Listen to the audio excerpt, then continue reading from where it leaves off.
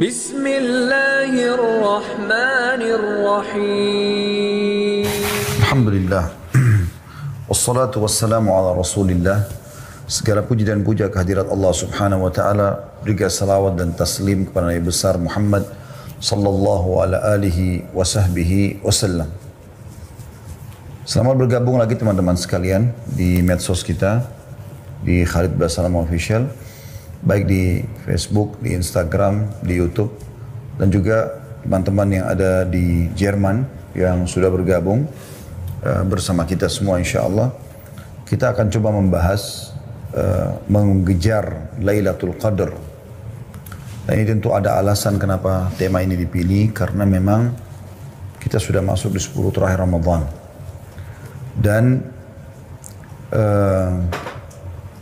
kita sudah melalui tadi malam ke-21. Sementara memang kalau kita mengumpulkan riwayat-riwayat hadis yang ada, menyebutkan tentang Lailatul Qadar itu terjadi di malam-malam ganjil di 10 terakhir Ramadan.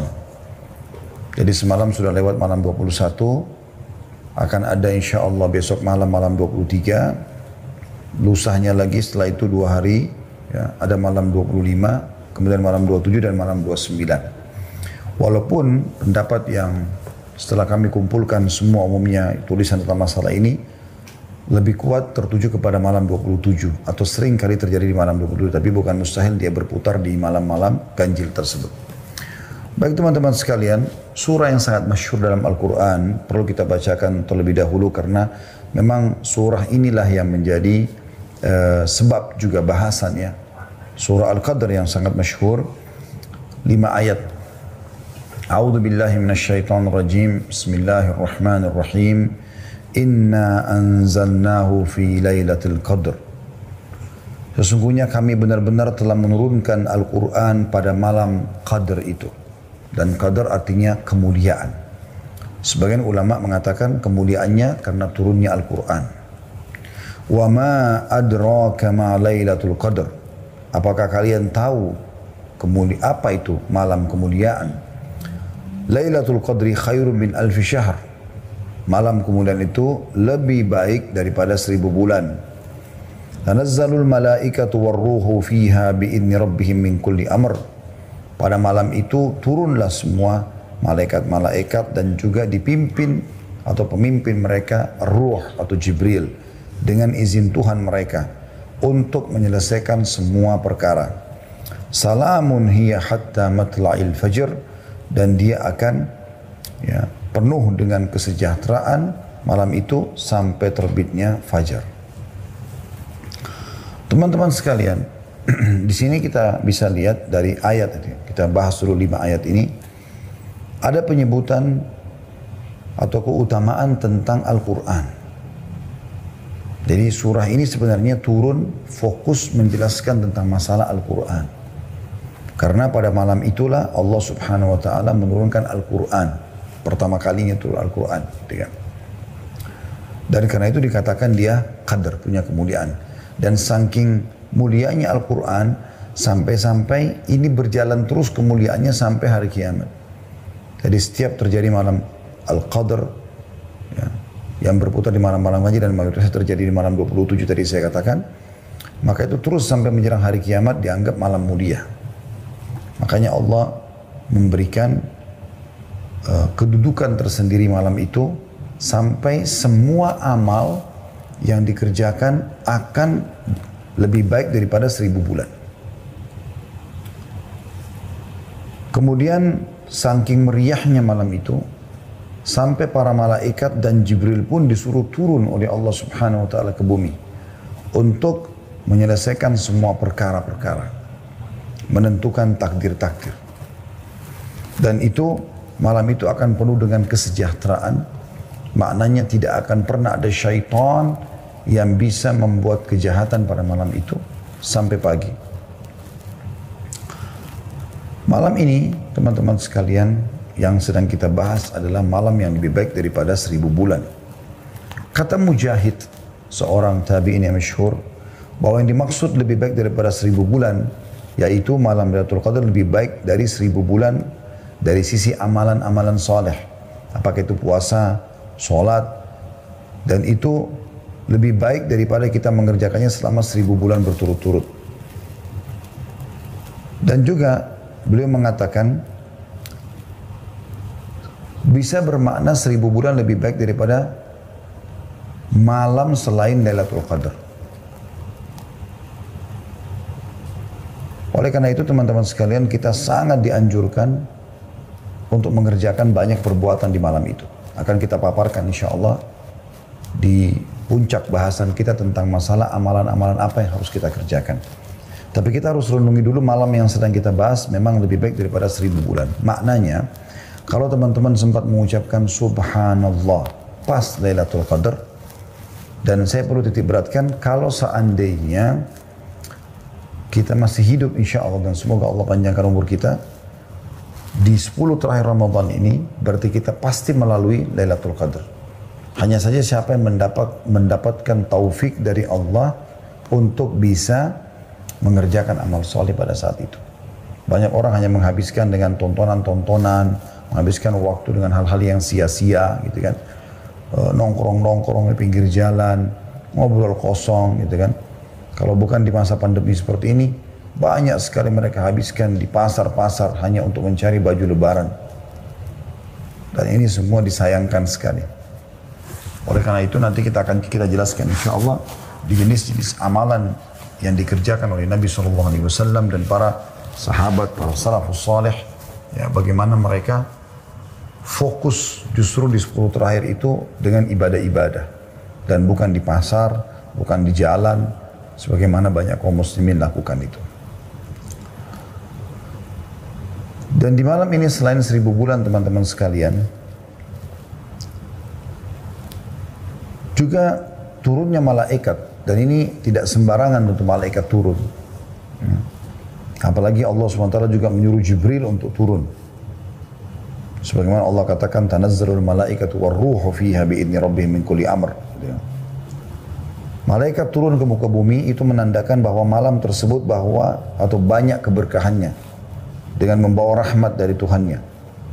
Malaikat setiap kali turun tentu membawa keberkahan dan rahmat, sebagaimana malaikat membawa keberkahan ketika mendatangi halaqah ilmu, sampai-sampai mereka meletakkan sayapnya karena ridho kepada para penuntut ilmu.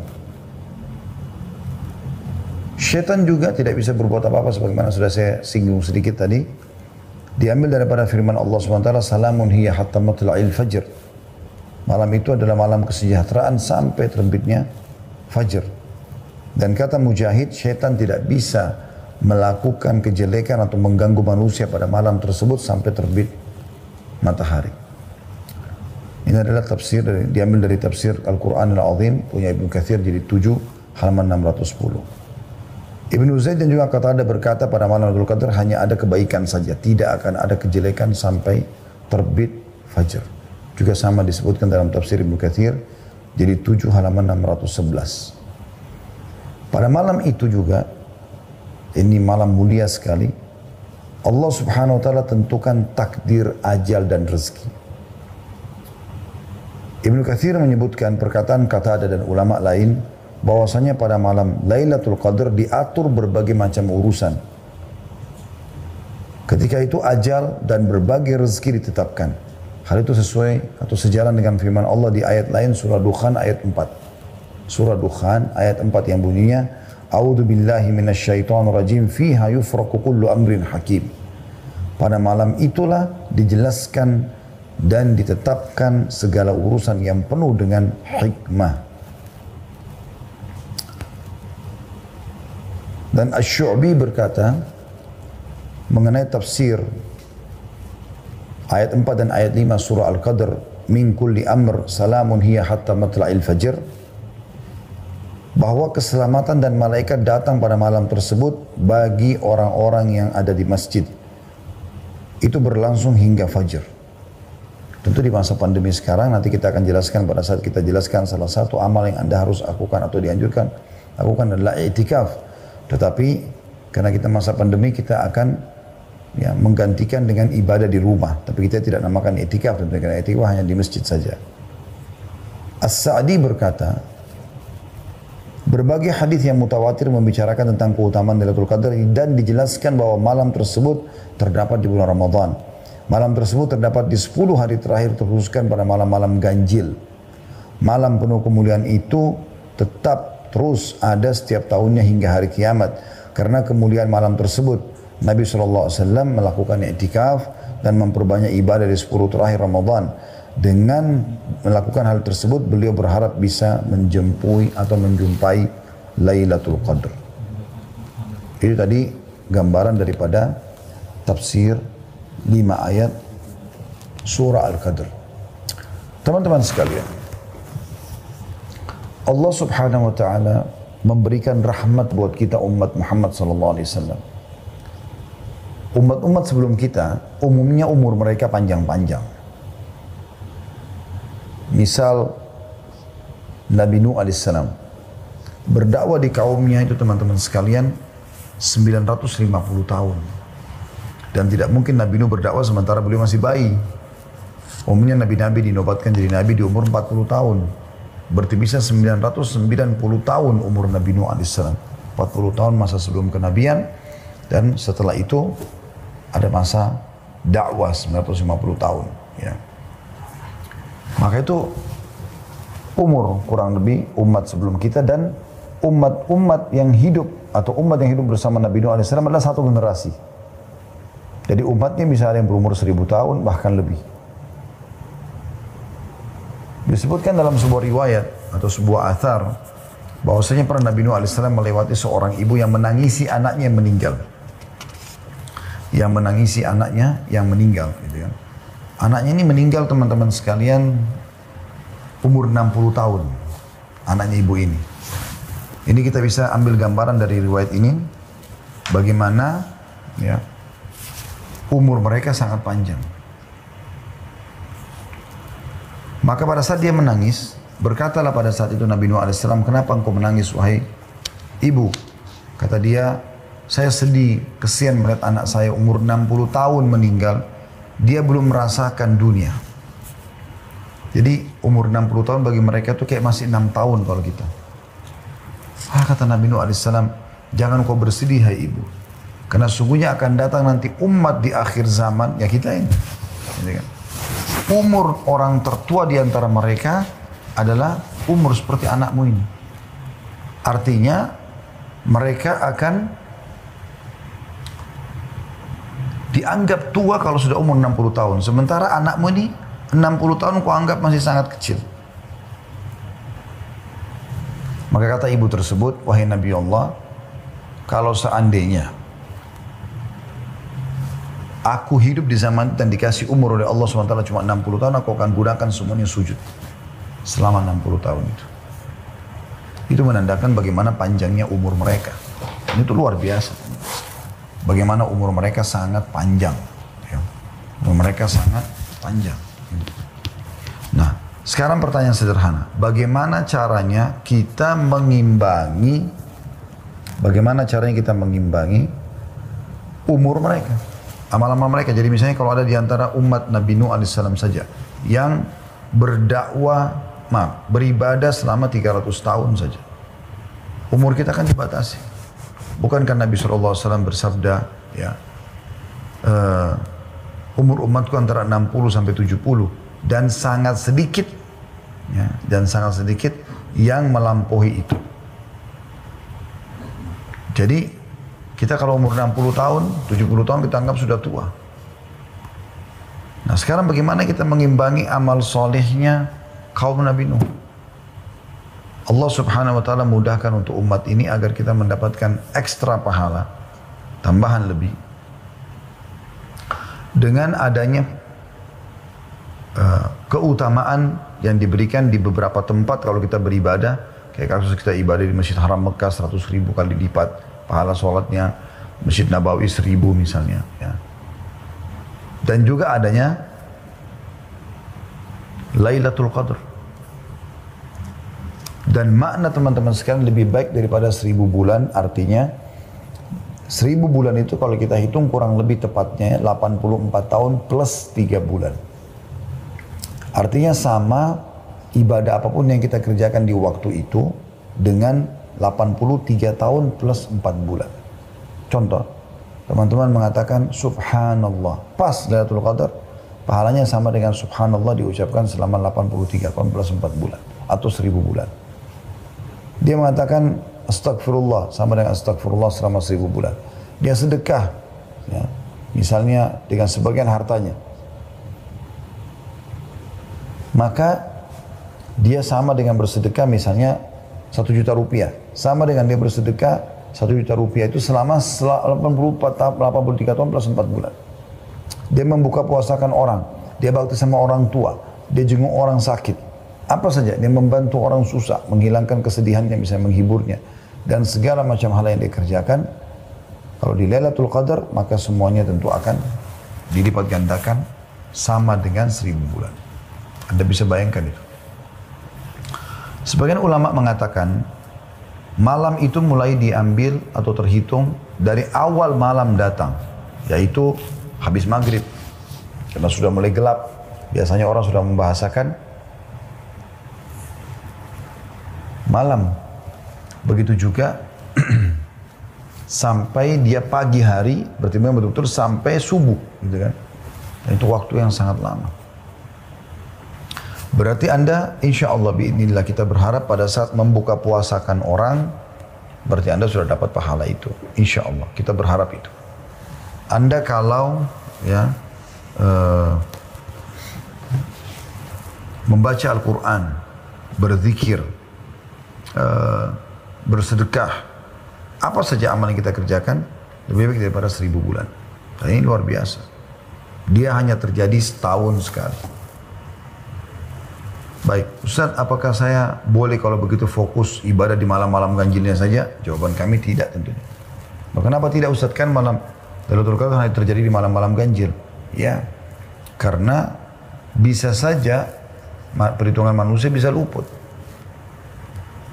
Bisa saja justru yang Anda anggap itu ganjil ternyata genap. Saya sendiri kemarin hampir luput. Saya mengingat kalau itu adalah malam 21, teman-teman sekalian. Saya bahkan sempat berpikir itu adalah malam 20. Ternyata sudah puasa yang ke-20, malamnya sudah 21. Ada seorang sahabat dekat saya, Dr. Yusuf Bahuth, hafizahullah, beliau salah satu dosen di Ummul Qura di bagian tafsir, ya. Beliau mengirimkan kepada saya itu datanya malam hari ini, hari Rabu, akan masuk malam ke-21 dan itu akan masuk Lailatul Qadar. Subhanallah, saya baca itu terus saya teringat, oh iya sudah malam 21 rupanya. Ya. Maka kita dianjurkan memperbanyak bacaan Allahumma innaka afuun tuhibbul afwa fa'fu anni, kan gitu. Dan itu kita dianjurkan ucapkan, nanti akan kita sebutkan termasuk dalam amal-amalan yang dianjurkan untuk diucapkan. Jadi teman-teman sekalian, memang ini sangat mahal dan kebetulan alhamdulillah, semoga Allah mudahkan kita mendapatkan, kita sekarang berada di 10 terakhir Ramadan. Dimanapun Anda berada di muka bumi ini, ya setahu saya ya, pada tahun ini hampir semuanya sama mulai berpuasanya. Ya, insya Allah. Maka mudah-mudahan juga secara bersamaan. Karena kalau ada yang baru puasa 22 misalnya, berarti dia malam 23, yang satunya sudah malam 24, atau puasa 24 berarti sudah malam 25. Maaf, dia ada yang berpuasa 22, malamnya 23, ada yang berpuasa hari ke-23 berarti malam 24. Ini yang mana Lailatul Qadarnya, gitu kan? Kuasa Allah Subhanahu wa taala. Tapi bifadlillah azza wajalla ini malah terjadi hampir serentak, gitu kan? Oleh karena itu, Nabi SAW fokus mengejar Lailatul Qadar dengan cara mengikat diri selama 10 hari berturut-turut tidak terkecuali, itu dengan ibadah. Mengikat diri di masjid dengan i'tikaf, ya. Demi untuk mengejar Lailatul Qadar. Karena dengan kita fokus ke 10 hari itu, maka dipastikan mau genap, mau ganjil, kita akan coba fokus beribadah. Maka insya Allah kita pasti akan mendapatkannya dengan izin Allah SWT. Dibandingkan dengan Anda hanya nebak-nebak. Ya, saya pernah ada di satu kota, dan ternyata subhanallah di kota itu tiba-tiba saja saya lihat di habis sholat tarawih di malam 27, orang-orang pada bagi-bagi makanan segala macam gitu. Lalu mereka mengatakan sudah Lailatul Qadar. Padahal mungkin sebelumnya mereka malas beribadah. Mudah-mudahan kita berharap Allah karunia kepada mereka, tapi masalahnya adalah bisa saja luput dari mereka. Mungkin di malam 23 terjadi, mungkin di malam 25. Kan begitu.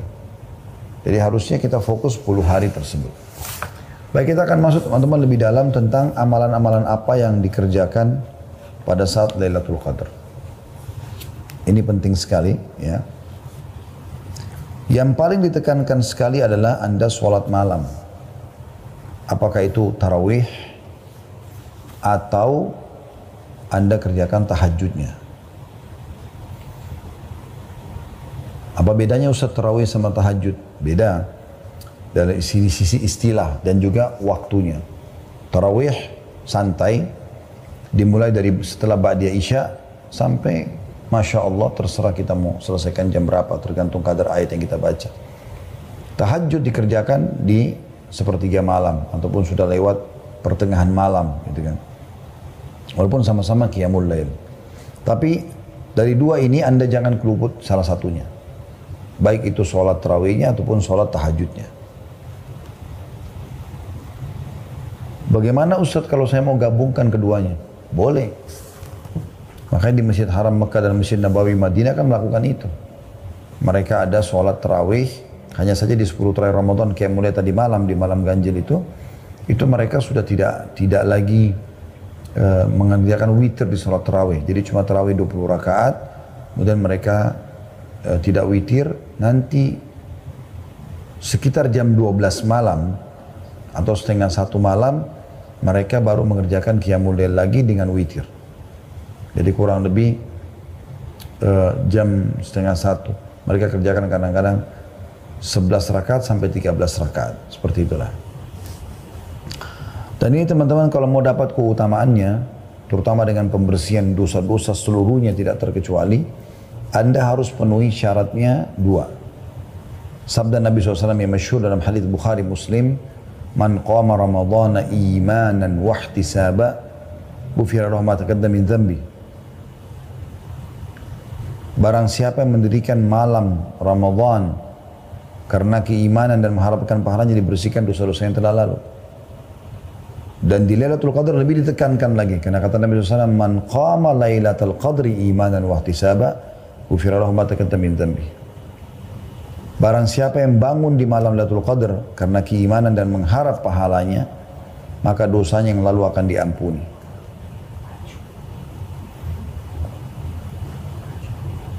Sebagian ulama menghubungkan antara seseorang mendapatkan Lailatul Qadar dengan niat ikhlasnya. Kapan dari awal dia berharap sekali Allah berikan Lailatul Qadar, maka Allah akan mudahkan. Imam Nawawi rahimahullah berkata, aku sangat menunggu Lailatul Qadar dan satu waktu aku lagi tertidur di malam ganjil dan kebetulan atap rumahku terdiri dari pelapa-pelapa kurma, jadi ada celah-celahnya gitu kan. Dan pada saat aku lagi tidur ada cahaya bulan yang sangat terang menerpa wajahku dan aku pun melihat ke lubang dan aku lihat bulan sangat terang. Maka aku pun bangun untuk mengerjakan sholat malam dan aku yakin itu adalah malam Lailatul Qadar. Rasulullah SAW senantiasa mencari malam Lailatul Qadar dan memerintahkan sahabat untuk mencarinya. Beliau membangunkan keluarganya pada malam 10 terakhir dengan harapan mendapat malam Lailatul Qadar. Dalam Musnad Imam Ahmad dari Ubadah radhiyallahu anhu bahwasanya Rasulullah SAW bersabda, "Man qama ibtigha'aha thumma waqa'at lahu ghufira lahu ma taqaddama min dhanbihi wa ma ta'akhkhar." Ini hadis mulia sekali. Sayangnya jarang disampaikan gitu ya. Kebanyakan hadis tadi yang sudah kita baca awal. Hadis ini bunyinya, barang siapa yang bangun sebagai usaha untuk mendapatkan malam Lailatul Qadar, lalu ia benar-benar mendapatkannya, niscaya akan diampuni dosa-dosanya yang lalu dan yang akan datang. Ini luar biasa. Satu malam ini mulia benar. Jadi dosa-dosa belum kita kerjakan sudah dimaafkan oleh Allah SWT. Imam An-Nasai meriwayatkan seperti itu. Al-Hafidh Ibn Hajar berkata, sanadnya sesuai dengan syarat sahih. Ya. Jadi kalau tadi yang pertama kita bacakan itu, siapa yang mendirikan malam Lailatul Qadar karena keimanan dan Ya. Mengharapkan pahala dia bersihkan dosa-dosa yang telah lalu. Yang lalu saja yang telah dia lakukan. Kalau ini tidak. Hadis ini sahih juga. Siapa yang mengejar Lailatul Qadar. Sengaja memang mau target nih. Kayak sekarang kita bahas ini kan mengejar Lailatul Qadar. Itu tujuannya. Jadi hadis ini tujuan. Ini adalah sebab judul. Gitu kan. Barang siapa yang mengejar Lailatul Qadar. Dan betul-betul mendapatkannya. Ya, maka ia benar-benar diampuni dosa-dosanya yang lalu dan akan datang. Telah dinukil dari kaum salaf, dari kalangan sahabat dan tabi'in bahwasanya mereka mandi dan memakai minyak wangi pada 10 malam terakhir untuk mencari malam Lailatul Qadar. Malam yang telah dimuliakan dan diangkat derajatnya oleh Allah SWT. Jadi mereka bahkan sampai pada tingkat mengemas malam itu dengan baik, pakai baju yang paling bagus, baju baru, minyak wangi terbaik hanya untuk menyambut Lailatul Qadar. Supaya mereka menghadap kepada Allah SWT dalam kondisi sempurna. Seperti itulah. Jadi orang-orang yang suka nyanyiakan waktunya, umurnya, kejar apa yang terluput dalam hidupmu dengan Lailatul Qadar. Ya. Sebab malam ini adalah pengganti umur. Belum tentu umur kita sampai 1000 bulan. Dan insya Allah mudah-mudahan lebih dari itu. Tetapi permasalahannya, banyak orang yang tidak sampai ke situ. Memang umurnya sudah dipatok oleh Nabi SAW antara 60 sampai 70. Walaupun lebih, sangat sedikit. Maka dia seperti pengganti umur kita semuanya dengan beramal saleh pada saat itu. Taubat pun seperti taubat 1000 bulan. Barang siapa yang tidak mendapat kebaikan pada malam itu, niscaya mereka manusia yang paling rugi. Dan malam ini sekali lagi berjalan untuk datang di 10 akhir Ramadan dan lebih banyak terjadi di malam-malam ganjil. Berdasarkan hadis dan sering kali terjadi di malam 27. Tapi tidak harus dipatok di situ ya. Berdasarkan riwayat Muslim dari Ubay bin Ka'ab radhiyallahu anhu bahwasanya ia berkata, demi Allah sungguh aku mengetahui datangnya malam itu, yaitu pada malam yang Rasulullah SAW memerintahkan kami untuk menghidupkannya, tepatnya pada malam ke-27. Sampai-sampai Ubay radhiyallahu anhu bersumpah untuk hal itu.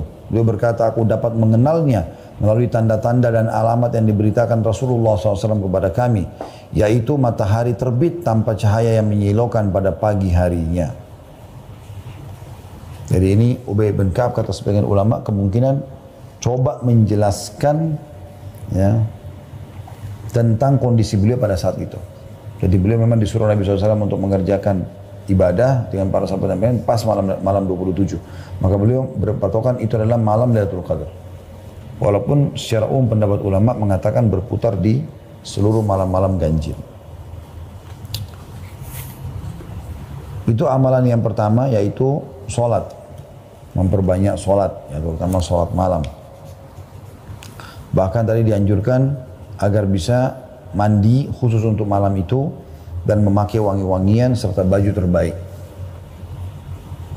Yang kedua, kita banyak mengucapkan doa yang diajarkan Nabi SAW kepada istrinya yang dicintai kekasih Nabi SAW, Aisyah radhiyallahu anha. Beliau berkata, wahai Rasulullah, apa yang akan aku baca bila bertepatan pada malam itu, Lailatul Qadar? Maka kata Nabi SAW, ucapkanlah, Allahumma innaka afuwun tuhibbul afwa fa'fu anni. Ya Allah, sungguhnya engkau maha pemberi ampunan dan menyukai orang yang memohon ampun, maka ampunilah aku. Ampunilah aku. Ya. Jadi termasuk adalah hal yang luar biasa. Ya. Bagaimana ucapan ini adalah ucapan yang memberikan makna yang sangat dalam kalau seseorang itu berusaha tentunya semaksimal mungkin agar dia bisa mendapatkan pengampunan. Karena sekali Anda mohon ampun kepada Allah SWT pada malam itu, seakan-akan Anda memohon ampun kepada Allah dari sisi pahala dan juga ijabahnya 1000 bulan atau 83 tahun plus 4 bulan.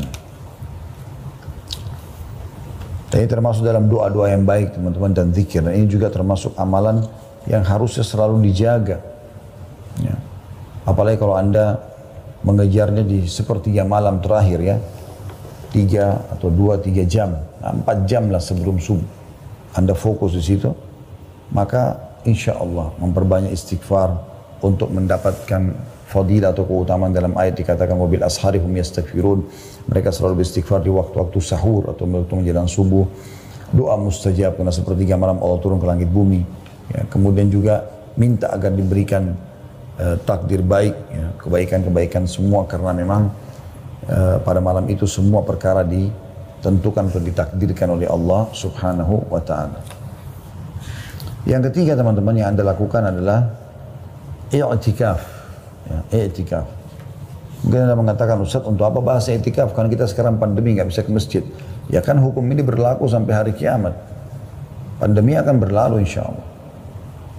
Tetapi permasalahannya adalah sekarang ada hukum syar'i yang harus kita tahu. Untuk mengejar Lailatul Qadar, maka Nabi SAW melakukan perbuatan ini, yaitu beriktikaf. Dan dikatakan dalam sebuah riwayat Bukhari, Rasulullah SAW biasa beriktikaf selama 10 hari setiap bulan Ramadan. Pada tahun beliau wafat, beliau beriktikaf selama 20 hari. Iktikaf adalah sebuah ibadah yang terkumpul padanya berbagai jenis ibadah lainnya, berupa tilawah Al-Quran, sholat, zikir, dan doa. Dan semua dikerjakan di masjid. Orang yang belum pernah iktikaf menggambarkannya sebagai ibadah yang berat dan sulit. Padahal iktikaf sangatlah mudah bagi orang-orang yang memang mengikhlaskan niatnya dan memang ingin mengejar rahmat Tuhannya. Iktikaf ini sangat dianjurkan di 10 terakhir Ramadan. Ya. Bagi laki-laki dan bagi perempuan, ya, ditekankan untuk menghindari, tapi dibolehkan hukumnya. Lebih baik mereka fokus di rumah. Karena ummahatil mu'minin radhiyallahu anhunna beriktikaf setelah wafatnya Nabi SAW. Tapi selama ada suami mereka, maka mereka justru di rumah. Dan Nabi SAW pada saat itu beriktikaf di masjid. Dan beliau selalu lakukan iktikaf ini 10 hari terakhir di akhir Ramadan untuk mengejar Lailatul Qadar, dan di tahun terakhir beliau hidup, beliau kerjakan selama 20 hari. Iktikaf sendiri dari segi etimologi adalah menetapi sesuatu dan mengikat diri kepadanya. Sementara secara terminologi adalah menetapi masjid dan berdiam di dalamnya dengan niat mendekatkan diri kepada Allah SWT. Berarti dari definisi ini rumah nggak masuk. Ya. Rumah nggak bisa kita katakan saya beriktikaf di rumah, kan sekarang pandemi nggak bisa. Nah, ini hanya berlaku di masjid.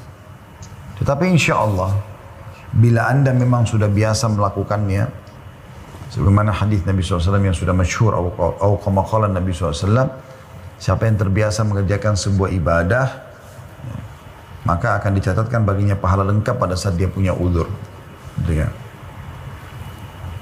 Jadi insya Allah Anda akan diberikan pahala iktikaf walaupun Anda tidak beriktikaf di tahun ini, ya. Ibnu Qayyim rahimahullah menjelaskan beberapa hikmah iktikaf itu sendiri. Kelurusan hati dalam perjalanannya menuju Allah, kata beliau, sangat bergantung kepada kuat tidaknya hati itu berkonsentrasi mengingat Allah SWT dan merapikan kekusutan hati serta menghadapkannya secara total kepada Allah SWT. Sebab kekusutan hati hanya dapat dirapikan dengan menghadapkan secara total kepada Allah. Perlu diketahui bahwasanya makan dan minum yang berlebihan, kepenatan jiwa dalam berinteraksi sosial, terlalu banyak berbicara dan tidak tidur akan menambah kekusutan hati, maksudnya kurang tidur, ya. Bahkan dapat mencerai-beraikannya dan menghambat perjalanan menuju Allah SWT atau melemahkan langkahnya. Maka konsekuensi rahmat Allah yang maha perkasa lagi maha pengasih terhadap hamba-hambanya, Allah SWT mensyariatkan ibadah puasa atas mereka untuk menghilangkan kebiasaan makan dan minum secara berlebihan, ya, serta membersihkan hati dari noda-noda syahwat dan menghalangi perjalanan menuju Allah Subhanahu wa taala. Iktikaf hanya akan membersihkan hati dan akan membuat kita terpaut dan terikat dengan rumah Allah yang biasanya sangat jarang didatangi. Allah Subhanahu wa taala menyebutkan tentang i'tikaf dalam surah Al-Baqarah ayat 125 yang bunyinya, A'udzu billahi minasyaitonir rajim, an tahhira baitiya lit-ta'ifin, an tahhira baitiya lit-ta'ifin wal 'akifin war ruk'is sujud. Bersihkanlah rumahku. Allah SWT berfirman kepada Ibrahim dan Ismail alaihi wassalam bersihkanlah rumahku, Ka'bah, untuk orang-orang yang tawaf, yang i'tikaf, mengikat diri di masjid, yang ruku dan juga yang sujud. Dan dalam sebuah hadis yang diriwayatkan Imam Bukhari, Abu Hurairah berkata, radhiyallahu anhu, Rasulullah SAW biasa beriktikaf selama 10 hari pada setiap bulan Ramadan. Jadi masuk mulai dari puasa 19 berarti malam 20, terus sampai subuh Idul Fitri. Makanya dianjurkan juga oleh para ulama agar melakukan i'tikaf di masjid yang jami', yang ada Jumatnya, ada sholat idnya. Ya. Tapi kalau anda cuma bisa melakukannya hanya sampai malam lebaran, atau anda cuma bisa melakukannya beberapa hari saja, ya, maka itu juga masuk dalam istilah i'tikaf, tapi tentu beda kadar pahalanya. Dan di tahun atau pada tahun di mana beliau wafat, maka beliau beriktikaf selama 20 hari. Aisyah juga berkata radhiyallahu anha, Rasulullah SAW biasa beriktikaf pada setiap bulan Ramadan. Manakala selesai sholat subuh, beliau segera memasuki tempat i'tikafnya. Ya. Hadis ini riwayat Bukhari Muslim. Disebutkan juga dalam riwayat lain hingga beliau juga beriktikaf pada 10 terakhir bulan Syawal. Diriwayatkan oleh Bukhari Muslim. Riwayat ini memberikan penjelasan kepada kita sebenarnya i'tikaf boleh juga dikerjakan walaupun bukan di bulan Ramadan. Karena Nabi SAW pernah kerjakan juga di bulan Syawal sebagaimana riwayat Bukhari Muslim. Tapi yang diprioritaskan adalah di 10 terakhir Ramadan karena mengejar Lailatul Qadar tadi. Juga Aisyah menuturkan radhiyallahu anha, Rasulullah SAW biasa beriktikaf pada 10 hari terakhir bulan Ramadan. Hal itu beliau lakukan hingga beliau wafat. Lalu setelah beliau wafat, para istri-istri beliau juga melakukannya sepeninggal mereka atau beliau, sepeninggal beliau. Hadis riwayat Bukhari Muslim. Artinya perempuan boleh beriktikaf, tapi harus dipastikan iktikaf di masjid karena dia nginap selama 24 jam, ya, bahkan makan dan minumnya pun di masjid, gitu kan. Cuma dia jaga kebersihan masjid. Maka ini bagian daripada syariat. Tetapi seorang istri harusnya tidak mengerjakannya selama suaminya masih ada sampai suaminya wafat. Atau memang suaminya mengajak dia bersama-sama untuk i'tikaf, itu lain. Ya. Dan teman-teman sekalian, tentu i'tikaf tidak harus dipaksakan karena dia hukumnya sunnah muakkadah. Tetapi misal kalau seseorang memang tidak bisa tinggal di masjid, kayak kasus sekarang juga termasuk kita pandemi, walaupun anda belum pernah i'tikaf, sekarang sudah dengar, oh ternyata punya keutamaan banyak sekali i'tikaf, saya juga mau i'tikaf misalnya. Anda sudah niatkan begitu, insya Allah dicatatkan pahalanya oleh Allah Subhanahu Wa Taala, dicatatkan pahala. Jadi tidak usah khawatir. Ini itu. Walaupun kita tidak bisa i'tikaf di masjid sekarang, tapi hukum ini kan anda pelajari supaya anda bisa terapkan di tahun-tahun yang akan datang. Ya, seperti itulah kurang lebih. Pada saat i'tikaf, anda sangat dianjurkan untuk memperbanyak ibadah, terutama sholat tadi. Nah, kemudian tilawah Al-Quran, membaca buku-buku ahli ilmu, halaqah majlis ilmu kalau ada yang dibuat oleh ulama di masjid yang kebetulan i'tikaf, menjauhkan diri dari segala macam ya, perkataan sia-sia, mencela, mencaci maki, tontonan-tontonan yang tidak baik. Ya. Berdiam di tempat i'tikaf berdasarkan riwayat Imam Muslim dari Nafi'. Ia berkata, Abdullah bin Umar menunjukkan kepadaku tempat yang dipakai Rasulullah SAW beriktikaf dalam masjid. Dan beliau tidak keluar sama sekali. Sampai pernah kedatangan istrinya saja, Sofia, lalu Nabi SAW temui di masjid. Nabi tidak pulang ke rumah. Nanti pada saat sudah mau pulang baru beliau antar untuk menjaga saja atau berjaga-jaga keamanan. Habis itu beliau kembali lagi ke dalam masjid. Banyak juga orang i'tikaf semua dijadikan ajang untuk tidur aja terus. Jadi cuma pindah dari rumahnya ke masjid. Tapi di masjid tidak seperti itu, harusnya dia aktif. Istirahat boleh, tapi jangan sampai luput ya perbuatan-perbuatan kebaikan yang harus anda lakukan dari zikir, dari berdoa, dari bertobat dan seterusnya. I'tikaf kalau anda sedang i'tikaf bisa ada beberapa hal yang dibolehkan. Yang pertama, keluar dari tempat i'tikaf untuk suatu keperluan yang mendesak. Berdasarkan hadis sahih dari Aisyah radhiyallahu anha, ia berkata, tuntunan bagi orang yang i'tikaf untuk tidak menjenguk orang sakit, tidak menghadiri penyelenggaraan jenazah, tidak menyentuh dan mendekati para istri, tidak keluar dari tempat i'tikaf kecuali untuk suatu keperluan mendesak. Hadis riwayat Abu Daud dan dikatakan oleh Ibnu Hajar para perawinya tidak bermasalah. Kalau darurat sekali, Anda tidak masalah keluar. Pernah juga Hasan Basri rahimahullah mengirim informasi kepada murid-muridnya untuk mendatangi seseorang yang sedang sakit. Jadi supaya jenguk dan hibur dia gitu. Rupanya ada satu muridnya, kalau tidak salah namanya lupa juga, nama muridnya Hasan Basri ini, di masjid, dia juga orang soleh. Hasan Basri titip supaya pergi jemput juga orang itu di masjid. Waktu mau dijemput, rupanya mereka bilang gitu. Atau dia bilang sama teman-temannya, saya lagi itikaf, gak mungkin saya tinggalkan, kalian aja yang pergi. Lalu Hasan Basri dengar, lalu dia bilang, sampaikan kepada orang itu, kalau menyelesaikan hajat seorang muslim lebih baik daripada sekian amal soleh yang kau kerjakan, termasuk itikaf itu. Maka dia pun keluar untuk memenuhi hajat saudaranya. Jadi ada yang berkata, mendesak dia untuk mengejar juga pahala itu pun dia tidak berlama-lama, dia balik lagi. Boleh makan, boleh minum, dan tidur dalam masjid dengan menjaga kebersihan tentunya. Itu yang kedua. Yang ketiga, berbicara yang dibolehkan dengan orang lain untuk suatu keperluan, ngobrol-ngobrol tentang masa depan dan sesuatu, ya, diskusi, selama bukan hal yang haram. Yang keempat, merapikan rambut, memotong kuku, membersihkan badan, mandi, kamar mandi boleh, pakai sabun, sampo, segala macam. Mengenakan pakaian bagus dan memakai minyak wangi. Berdasarkan hadits Aisyah radhiyallahu anha, ia berkata, saat Rasulullah SAW sedang i'tikaf di dalam masjid, beliau mengeluarkan kepalanya dari sela-sela kamar. Kemudian aku mencuci kepala beliau. Dalam riwayat lain, kemudian aku merapikan rambut beliau. Hadis Bukhari Muslim. Jadi, dulu rumah Nabi SAW, rumah Aisyah, yang Aisyah tempati, rumah Nabi SAW tentunya, dengan masjid itu kayak satu tembok. Cuman ada pintu dan ada jendela, ya, di mana Nabi SAW bisa keluar masuk di situ. Maka waktu lagi i'tikaf, Nabi SAW sandar ke tembok itu, kemudian memasukkan kepalanya ke dalam rumah alaihissalatu wassalam. Lalu Aisyah mencuci rambut beliau, membersihkannya. Nah, riwayat lain menyisir rambutnya. Berarti kan memang tetap harus menjaga kebersihan, bukan berarti kita tinggal di masjid lalu tidak mandi, tidak bersihin badan, tidak ganti baju. Ya. Boleh juga kalau ada istri yang menjenguk, datang atau anak-anak diantar pulang. Kalau dikhawatirkan ada bahaya yang akan menimpa mereka. Sebagaimana pernah terjadi waktu Sofia mengunjungi Nabi SAW, maka beliau pun mengantar pulang Sofia. Hadis yang masyhur, hadis Bukhari Muslim. Pada saat Nabi SAW sedang mengantar Sofia pulang, lalu ada dua orang Ansar tergesa-gesa melangkahkan kakinya, yang seakan-akan mengejar Nabi SAW, gitu kan?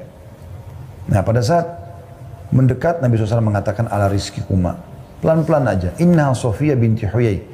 Ini yang bersama saya Sofia binti Huyai, ini istri saya. Maka mereka mengatakan, maha suci Allah ya Rasulullah. Maksudnya, kami gak akan berpikir macam-macam. Kata Nabi SAW, hati-hatilah. Karena syaitan mengalir, ya, di dalam tubuh manusia sebagaimana mengalirnya darah atau mengalir di aliran darah manusia. Jadi bisa saja membuat kalian nanti sangka buruk. Tapi sikap Nabi SAW di sini, ya, itu mengantar pulang istrinya dibolehkan. Kemudian sebagian ulama juga menyebutkan tentang perkara-perkara yang dimakruhkan bagi orang itikaf, yaitu jual beli. Tapi tidak haram di sini. Asal dia jangan di dalam kotak masjid yang dipakai sholat, tapi mungkin di, ya, di terasnya, ya. Kemudian berbicara yang mendatangkan dosa dan juga diam dan tidak berbicara sama sekali dengan meyakini bahwasanya diam itu ibadah. Nah, ini keliru. Tapi aja dia ngomong, ngobrol segala macam beraktivitas seperti biasa. Jadi orang itikaf juga bukan penjara, tapi tempat untuk dia menikmati hidupnya tapi dalam kebaikan gitu. Nah, ini tentu saya ambil dari buku Risalah Puasa Nabi Syekh Muhammad bin Saleh Al-Munajjid dan Syekh Abdullah Saleh, ya. Nah, ini buku ini saya bedah atau saya ambil khusus masalah itikafnya. Itu ada disebutkan di halaman 33 tentang masalah jual beli, ya, yang dianggap makruh di sini ditulis oleh atau dinukil dari para ulama. Kemudian perkara-perkara yang membatalkan itikaf juga ada. Yang pertama, keluar dari masjid dengan sengaja tanpa keperluan, sekalipun hanya sekali, dianggap itikafnya batal. Kalau dia masuk lagi berarti dia kayak itikaf baru gitu. Yang kedua, bersetubuh. Kalau dia pulang ke rumahnya dia biologi sama istrinya, maka dianggap batal itikafnya. Yang ketiga, gila dan mabuk. Yang keempat, haid dan nifas bagi kaum wanita, kalaupun dia itikaf, disebabkan hilangnya syarat bersuci, maka dia harus keluar dari masjid. Yang kelima, murtad. Ya. Ini berarti sudah tidak ada lagi itikaf bagi dia. Kalau waktu memasuki itikaf dan waktu keluar, bila seseorang memasuki masjid dan berniat untuk taqarrub ilallah atau mendekatkan diri kepada Allah Subhanahu wa taala, maka ia telah terhitung beritikaf hingga keluar dari masjid. Apabila ia meniatkan beritikaf pada 10 terakhir bulan Ramadan, hendaklah ia memasuki tempat i'tikaf sebelum matahari terbenam menjelang malam ke-21. Ya. Tadi saya keliru, saya luruskan. Tadi saya sempat bilang puasa ke-19 malam ke-20 ya. Tapi di sini disebutkan puasa ke-20 berarti malam ke-21, berarti kemarin ya. Dan meninggalkan tempat i'tikaf pada hari terakhir bulan Ramadan setelah matahari terbenam di malam lebarannya. Tapi ada juga yang mengatakan keluarnya di Idul Fitri itu lebih afdal. Jadi dia pagi hari habis subuh Idul Fitri atau sebelum subuh dia sudah mandi, dia sudah pakai baju bersih, subuh lalu dia tunggu sampai sholat Idul Fitri, kemudian baru dia pulang. Ada beberapa catatan penting yang disebutkan oleh para ulama. Yang pertama, bagi yang membatalkan i'tikaf sunnah yang telah ia lakukan, hendaklah menggantinya pada hari lain berdasarkan amalan Rasulullah SAW yang mengganti i'tikaf bulan Ramadan pada bulan Syawal, sebagaimana yang telah disebutkan pada hadits Aisyah baru lalu ya, atau baru tadi sudah disebutkan. Sementara bagi yang membatalkan nazar i'tikaf yang tengah dilakukannya, maka ia wajib menggantinya. Jadi kalau dia i'tikaf sunnah, maka sunnah juga dia menggantikan di bulan lain. Kalau itu adalah nazar, misalnya kalau saya sembuh penyakit saya mau ya i'tikaf di masjid 3 hari, maka ini dia harus melakukan. Kalau dia tidak bisa, dia masih sakit misalnya, maka dia wajib melakukan di hari lain. Tapi kalau sunnah, maka sunnah juga dikerjakan atau digantikan di hari lain. Itu yang pertama. Yang kedua, kaum wanita boleh beritikaf di dalam masjid jika terjaga dari fitnah dan diizinkan oleh suaminya jika bersuami ya, orang tuanya, ayahnya kalau belum menikah. Jika ia beritikaf tanpa izin suaminya, maka ia boleh diusir dari masjid tanpa ada perbedaan pendapat dalam masalah ini. Demikian dituturkan oleh An-Nawawi. Karena dia melanggar, dia nusyud, nggak boleh. Hukum-hukum yang berkaitan dengan i'tikaf bagi kaum lelaki juga berlaku bagi kaum wanita. Hanya saja i'tikaf kaum wanita otomatis batal jika mereka haid. Dan mereka boleh melanjutkannya jika sudah suci. Kalau masih pas 10 terakhir Ramadan ya. Dan hendaknya kaum wanita menirai tempat i'tikafnya dengan kemah dan memilih tempat yang tidak dipakai untuk sholat bagi kaum pria. Selanjutnya yang ketiga, barang siapa yang bernadar beritikaf di Masjidil Haram, Mekah, ia tidak boleh menunaikannya di masjid lain. Kalau misalnya dia nazar, dia mengatakan, saya kalau sembuh dari penyakit, saya mau i'tikaf 2 hari di Masjid Haram Mekah. Lalu sembuh betul, dia nggak boleh ganti masjid lain. Karena Masjid Haram lebih mulia daripada masjid yang lain, tidak bisa diganti. Jika ia bernazar beritikaf di Masjid Nabawi, ia wajib menunaikannya di Masjid Nabawi. Atau boleh di Masjidil Haram. Kenapa? Karena Masjid Haram lebih mulia daripada Masjid Nabawi. Maksudnya lebih banyak pahalanya.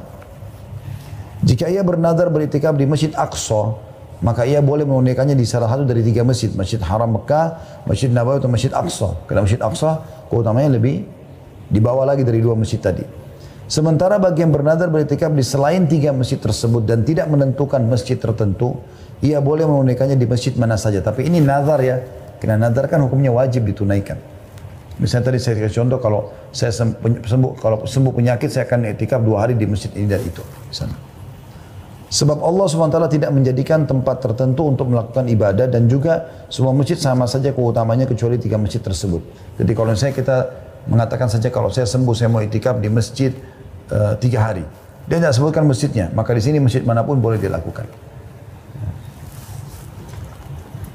Kata Syekh Muhammad di sini, wahai saudaraku, segeralah menghidupkan sunnah Nabi ini dan memasyarakatkannya di tengah-tengah keluarga, kerabat dekat, saudara-saudara dan teman-temanmu, serta di tengah masyarakatmu. Semoga Allah SWT menuliskan pahala bagimu dan pahala bagi orang-orang yang mengamalkannya.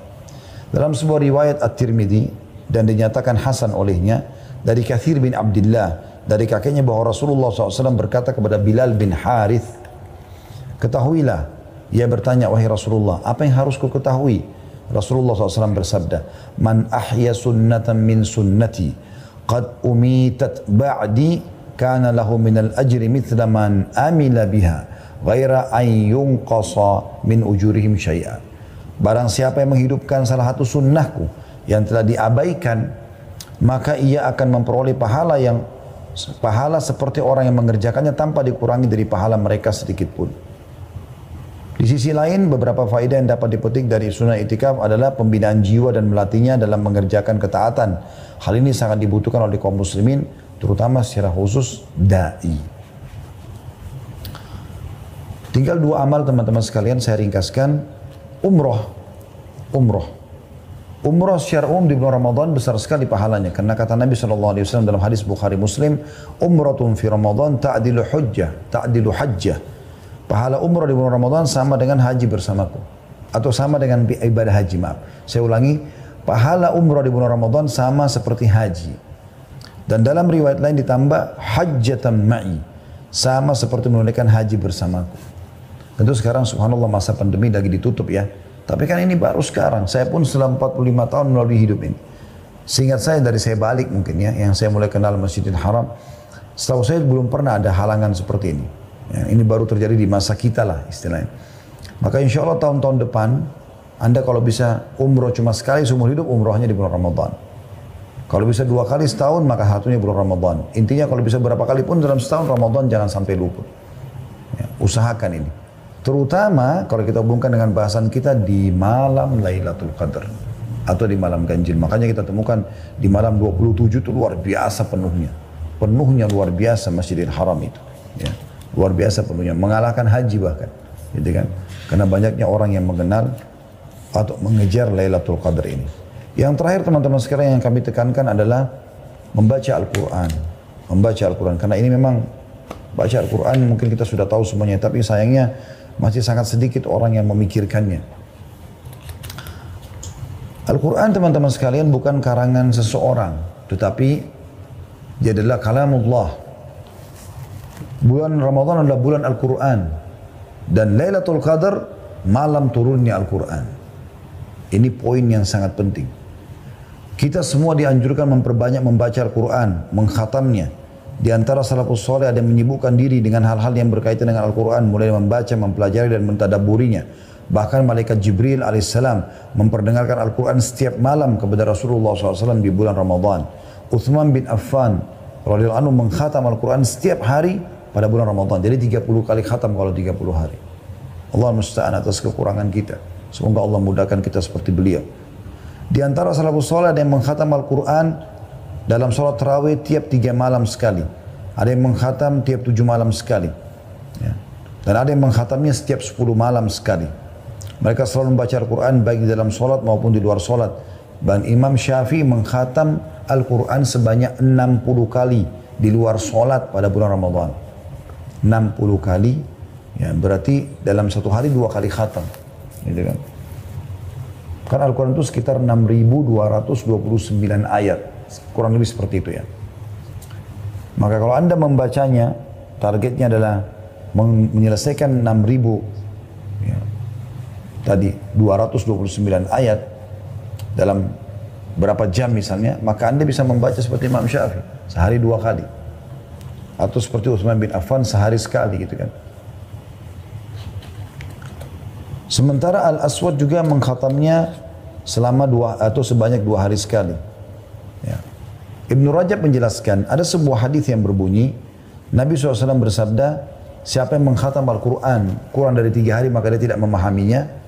Kata beliau, larangan mengkhatam Al-Quran kurang dari 3 hari tertuju bagi orang yang membiasakannya. Selalu saja dia tiap hari kerjakan itu. Ya. Adapun pada waktu-waktu yang utama seperti bulan Ramadan, terkhusus lagi pada malam-malam yang diperkirakan sebagai malam Lailatul Qadar, atau di tempat-tempat yang utama seperti Mekah, bagi yang selain warga Mekah, maka dianjurkan agar memperbanyak membaca Al-Quran, supaya mendapat keutamaan pada waktu dan tempat tersebut. Nah, ini pendapat Imam Ahmad, Ishaq, dan juga ulama-ulama lainnya. Nah, ini sangat ditekankan. Dalam membaca Al-Quran teman-teman dianjurkan untuk menangis. Anda tentu bisa menangis kalau Anda memahami maknanya. Makanya baca, sekarang alhamdulillah di zaman kita aplikasi Al-Quran dengan terjemahannya gitu kan. Karena disebutkan dalam hadis ya, Bukhari bahwasanya Nabi SAW pernah berkata kepada Abdullah bin Mas'ud, "Wahai anu bacakanlah Al-Quran untukku." Maka Abdullah bin Mas'ud mengatakan, "Ya Rasulullah, aku bacakan untuk Anda sementara ayat ini. Al-Quran turun kepada Anda." Kata Nabi SAW, "Aku ingin dengar dari orang lain." Maka Abdullah bin Mas'ud pun membaca surah An-Nisa sampai dia mengatakan dari awal An-Nisa sampai tiba di ayat 41 yang bunyinya a'udzubillahi minasyaitonirrajim fa kaifa idza ji'na min kulli ummatin bi syahidin wa ji'na bika 'ala haula'i syahida. Maka bagaimana hai Muhammad, ya, orang-orang kafir itu apabila kami mendatangkan seorang saksi dari tiap-tiap umat dan kami mendatangkan kamu hai Muhammad sebagai saksi atas mereka. Maka Nabi SAW mengatakan kepadaku, kata Abdullah bin Mas'ud, hasbuk, cukup sampai situ kau baca. Aku pun menoleh ke arah beliau, ternyata kedua mata beliau meneteskan air mata. Imam Al-Baihaqi meriwayatkan sebuah hadis dari Abu Hurairah radhiyallahu anhu, beliau berkata, tak kala turun firman Allah SWT dalam surah An-Najm ayat 59 sampai 60, A'udzu billahi minasyaitonir rajim, afa min hadzal hadithi ta'jabun wa tadhakuna wa la tabkun. Maka apakah kalian merasa heran terhadap pemberitaan ini tentang hari kiamat, tentang Allah Subhanahu wa taala, tentang surga dan neraka, tentang kematian, tentang alam barzah, tentang nabi-nabi sebelum kita dalam Al-Qur'an. Apakah kalian merasa heran dengan informasi itu? Dan kalian menertawakan dan tidak menangis? Ahlus Suffah, orang-orang yang hidup di belakang rumah Nabi SAW, Suffah itu bisa menampung kurang lebih 300 orang sahabat yang ingin belajar kepada Nabi SAW pada saat itu. Menangis hingga tetesan air mata membasahi pipi mereka pada saat membaca ayat ini. Ketika hal itu didengar oleh Rasulullah SAW, beliau tersentuh dan ikut menangis bersama mereka. Melihat hal itu kami pun menangis, kata para sahabat. Kemudian Rasulullah SAW bersabda, La yalijun nara man baka min khasyatillah. Tidak akan masuk neraka orang yang menangis karena takut kepada Allah. Mungkin teman-teman bilang, bagaimana caranya saya mau menangis? Ya, sementara saya belum pernah merasakan tangisan untuk Al-Quran atau membaca Al-Quran. Kata Nabi SAW, menangislah kalau kalian baca Quran, atau paksakan atau buatlah kalian menangis. Nah, beberapa ulama sebagai berikut teman-teman menyimpulkan bahwasanya Anda bisa menangis dengan cara yang paling alami, ya, natural sekali adalah Anda terus dekatkan diri kepada Allah Subhanahu wa taala, dan nanti dengan mendekatkan diri kepada Allah itu hati kita jadi lebih peka. Termasuk misalnya banyak membaca Al-Quran. Orang yang bisa menangis alami ini kalau dia sering baca Al-Quran, rutin khatam, ulangi lagi khatam, ulangi, apalagi ngerti artinya, maka mereka akan tersentuh. Anda biasa lihat kan bagaimana Imam Masjid Haram, Masjid Nabawi menangis pada saat mereka tilawahkan Al-Quran di bulan Ramadan seperti ini. Yang kedua adalah Anda mengerti artinya saja dengan mentadabburinya. Tapi ini memang Anda betul-betul ikhlas membacanya, maka Anda bisa menangis tentunya. Tapi kalau Anda cuma baca dengan seperti orang terburu-buru, kalau binas malikin nas sudahin nas musyar waswasil khannas, tidak jelas apa yang dibaca. Sementara kita disuruh warattilil Qur'ana tartila. Tartilkan Al-Quran itu pelan-pelan. Qul a'udzu birabbin nas, berhenti. Malikin nas, berhenti. Ilahin nas, berhenti. Seperti itulah kita berikan haknya semua. Semoga teman-teman sekalian kita termasuk orang yang diberikan taufiknya untuk bisa mendapatkan Lailatul Qadar.